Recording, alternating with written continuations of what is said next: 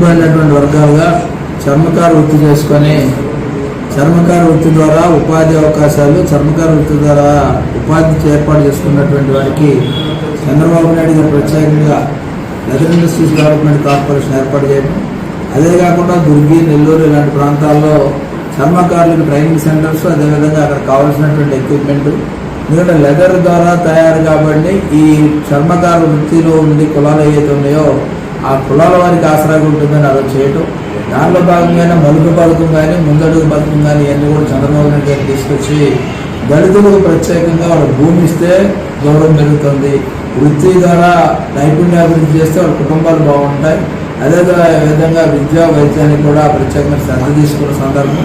అంతేకాకుండా నాగేశ్వరరావు గారు ఎందుకంటే చర్మకార వృత్తి సంఘాల చైర్మన్గా నాకు దాదాపుగా 15 ఏళ్ల నుంచి సుపరిచితులు. వారు ఎప్పుడు అడిగినా కానీ చర్మకార వృత్తికి సంబంధించి రిడిక్యాప్కి సంబంధించినటువంటి భూముల పరిరక్షణ, దానికి ఫండింగ్, ట్రైనింగ్, అదేవిధంగా దాని ద్వారా ఉపాధి అవకాశాలు ఏ విధంగా మెరుగుపరచాలనే దాని మీద ఉన్నారు. ఈరోజు ప్రత్యేకంగా కూడా నాకు రిప్రజెంటేషన్ ఇచ్చారు.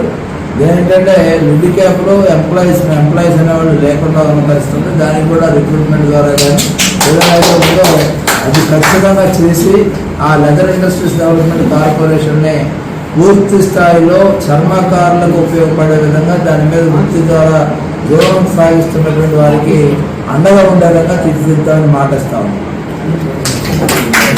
ఓకే, దుర్గి మండలం అడిగొట్ట గ్రామంలో మినీ లెదర్ పార్క్ 2003లో కోటూరు ప్రసాద్ గారు స్థాపన చేశారు. 2005లో కాంగ్రెస్ ప్రభుత్వంలో 3 నెలలు మాత్రమే చూసి వదిలేశారు. అప్పటి నుండి ఇప్పటిదాకా ఎదురు చూశాము. 2014లో మన ప్రభుత్వం వచ్చింది. మన ప్రభుత్వం వచ్చినా కూడా 2014లో దానికోసం ఎంతో శ్రమించి ఆ లిడ్క్యాప్ సంస్థను కాపాడటానికి దైవ సమానుడు గవర్నర్ గారు దానికి ఒక చైర్మన్ని నియమించి ఆ 2014 2019 వరకు లిడ్క్యాప్ని కాపాడుకుంటూ రావడం జరిగింది గవర్నర్ గారి సెలవు వల్ల.